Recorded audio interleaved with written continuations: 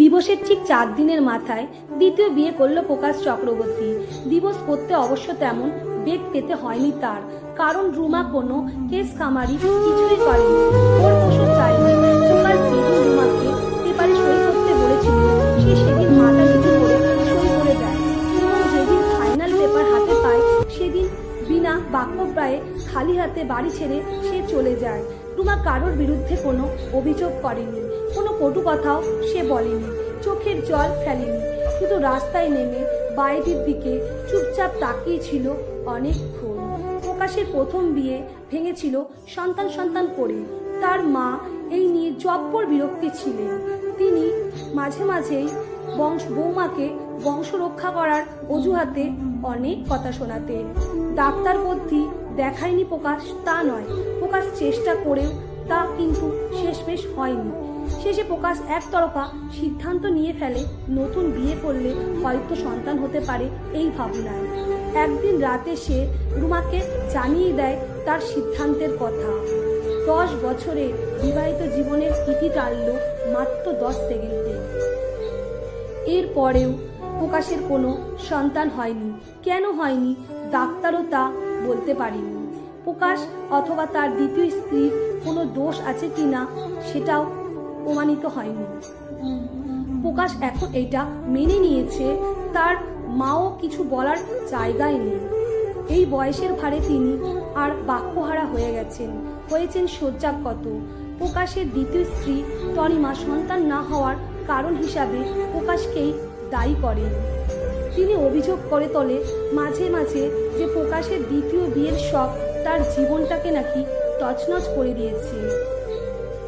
এই বলে খোঁটায় দেয় তনিমা। প্রকাশ এখন বুঝতে পেরেছে সন্তান সবার হয় না এবং এতে অসুখী হওয়ারও কোনো কারণ নেই। সে এটাও বুঝতে পেরেছে ভালোবাসা চলে গেলে সুখ মরে যায়। সে রুমাকে তাড়িয়ে ভালোবাসাকে হত্যা করেছে, সুখ তালাবন্দি করেছে সে। আজকে প্রায় 12 বছর হয়ে গেল। আজ 12 বছর পর প্রকাশের হঠাৎ মনে হলো রুমা কেমন আছে, কোথায় আছে, কি খাচ্ছে, সে বাবার কাছে আছে না কোথায় ফিরে গিয়েছে, অথবা ভাইয়ের কাছে আছে, অথবা সে বেঁচে আছে কিনা, না দুঃখ জ্বালা যন্ত্রণা অপমানে সে সুইসাইড করেনি তো। এরপর প্রায় 2 মাস অনেক চেষ্টা করে প্রকাশ জানতে পারে রুমা উত্তরপাড়ায় আছে, একাই থাকে, একটি ফ্ল্যাট কিনেছে, 11 বছরের একটি ছেলেও আছে তার মানে ওর হাজবেন্ডও আছে। দ্বিতীয়বার বিয়ে করেছে সে। প্রকাশ মনে মনে ভাবলো ঠিক করেছে, বেশ করেছে। সে যদি দ্বিতীয় বিয়ে করতে পারে তাহলে রুমা কেন করবে না? সে যে কাজ করেছে সে একেবারে ঠিক করেছে। এর কিছুদিন পর থেকেই প্রকাশের মনে হতে লাগলো রুমার সঙ্গে যদি একবার অন্তত দেখা করা যেত তাহলে ভালো হতো। ভয় বা লজ্জার তো কিছু নেই, সেও বিয়ে করেছে, রুমাও বিয়ে করেছে, তাহলে ব্যাপারটা তো সমান সমান।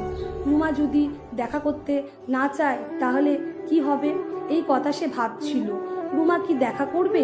তার সন্তান হাজবেন্ড কি মনে করবে? রুমা কি চাইবে তার সন্তান জানুক তার মা দিবসী, কিংবা 10-12 বছর একটা অন্যজনের সঙ্গে ছিল, অথবা তার বর্তমান স্বামী পর্যন্ত হয়তো জানে না যে রুমা আগেও একজনকে বিয়ে করেছিল ভালোবেসে, তার বাবার অমতে বিয়ে করেছিল সে। এমনকি দুদণ্ড প্রথা পুলিশ অফিসার ভাইয়ের নামে কেস পর্যন্ত। প্রকাশ প্রায় 2 মাস খোঁজ করে বের করলো রুমার উত্তরপাড়ার ফ্ল্যাটটি। পরপর 2 রবিবার না পেয়ে আজ 3য় রবিবারে আবার এসেছে।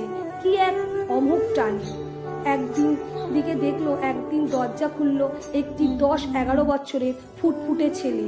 অচেনা এক ভদ্রলোককে দেখে সে প্রথমে হাত জোর করে নমস্কার করলো, তারপর বলল, আপনি কি কাউকে খুঁজছেন?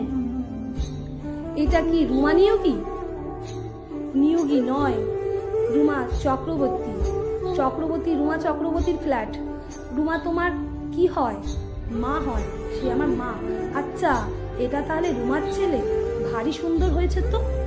সে আবার জিজ্ঞাসা করলো, রুমা চক্রবর্তী তোমার মা? হ্যাঁ, আমার মা। ফ্ল্যাটে আছেন? না, সে ফ্ল্যাটে নেই। কোথায় আছেন? স্কুলে গেছেন। তোমার মা কি স্কুলে চাকরি করেন? হ্যাঁ, আজ একটা পরীক্ষা আছে তো, তাই সে স্কুলে গেছে। আপনি কি মায়ের বন্ধু হন? তা বলতে পারেন। তাহলে ভেতরে এসে বসেন, মা 5 মিনিটের মধ্যেই এসে যাবেন বলেই ছেলেটি দরজা ছেড়ে দাঁড়ালো। প্রকাশ ভেতরে ঢুকে ড্রয়িং টেবিলে এসে অবাক হয়ে গেলেন তার কলেজ লাইফের একটি দুষ্প্রাপ্য ছবি দেখে। সোফার ঠিক উল্টো দিকে টানানো ছিল। এই ছবি এখানে এলো কি করে? আশ্চর্য! প্রকাশ ছবিটি দেখিয়ে ছেলেটিকে জিজ্ঞাসা করলো, একে কি তুমি চেনো? ইনি কে? ছেলেটি হেসে বলল, উত্তর দিল, yes, he is god, he is my god. আমি প্রতিদিন সকালে এই ছবিটির সামনে বসে প্রার্থনা করি। এই সময় ঠিক কয়েন বেলের আওয়াজ হয়ে উঠল। আওয়াজ হতেই ছেলেটি দৌড়িয়ে ছুটে গেল গেটের দিকে, গেল দরজার কাছে, গিয়ে তড়বড়িয়ে বলল, মা মা, তোমার বন্ধু এসেছে তোমার সঙ্গে দেখা করতে। রুমা ডাইনিং টেবিলে এসে প্রকাশের পায়ে হাত দিয়ে প্রণাম করে ব্যাগটা রেখে পাশেই বসলো। বলল, কেমন আছো? রুমা যেন জানতো আগে থেকেই আজ প্রকাশ আসবে। রুমার স্বভাব একদমই পাল্টায়নি।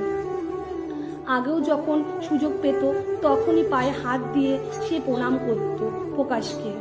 প্রকাশ খুব বিড়ম্বনায় পড়ল। প্রকাশ ভেবেছিল রুমা তার সঙ্গে অত্যন্ত খারাপ ব্যবহার করবে।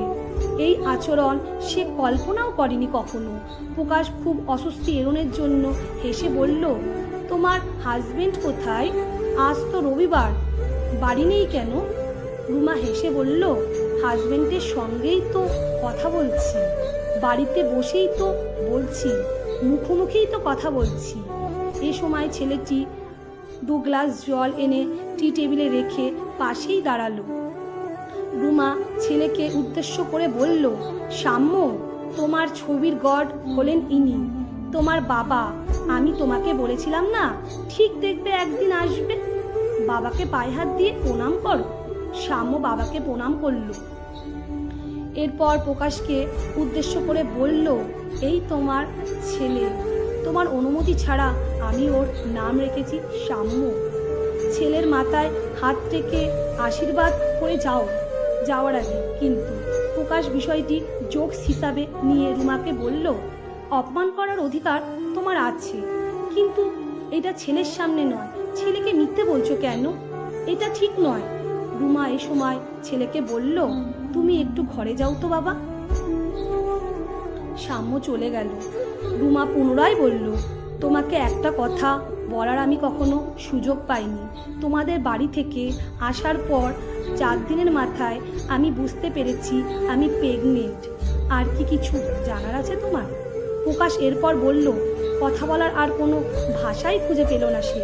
তারপর মনে পড়েছে ডিভোর্স ফাইল করার পর সে একবার জোর করে মিলন হয়েছিল রুমার সাথে, রুমার অমতে।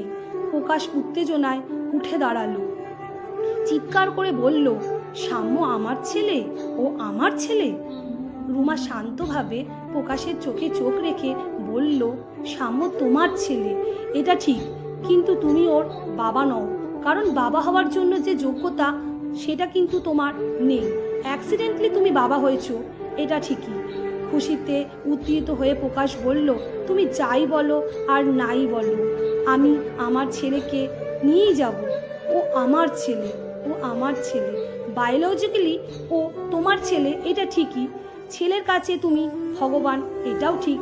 কিন্তু ভগবান হতে গেলে যে দয়া মায়া করুণা ভালোবাসার হৃদয়ে থাকতে হয় সেটা কিন্তু তোমার নেই। ভগবান যেমন আড়ালে অদৃশ্য থাকেন, আমিও বলবো তোমাকে অদৃশ্যে থাকতে। আর একটা অনুরোধ, আর কোনোদিন এ বাড়িতে তুমি এসো না, কোনোদিন এসো না। দরজা খোলা আছে, নিশ্চয়ই আর অনুরোধ করতে হবে না, বেরিয়ে যাও। বলেই আর একবার পায়ে হাত দিয়ে প্রণাম করে চোখের জল মুছতে মুছতে সে দ্রুত পাশের ঘরে গিয়ে দরজা বন্ধ করে দিল। রুমা। কলমে বাবুরাম মণ্ডল, পাঠে ইতি পাল। লেখাটি যদি ভালো লেগে থাকে তাহলে অবশ্যই লাইক, কমেন্ট ও শেয়ার করার অনুরোধ রইল আপনাদের কাছে। সত্যি এই গল্পটা পড়ে আপনাদের কেমন লাগলো মূল্যবান মতামতটি কমেন্টে একদমই জানাতে ভুলবেন না। আর এই সমাজে রুমার মতন অনেক মেয়েরা আছে যারা স্বামীকে ভালোবেসে সারা জীবন অতিবাহিত করেছে।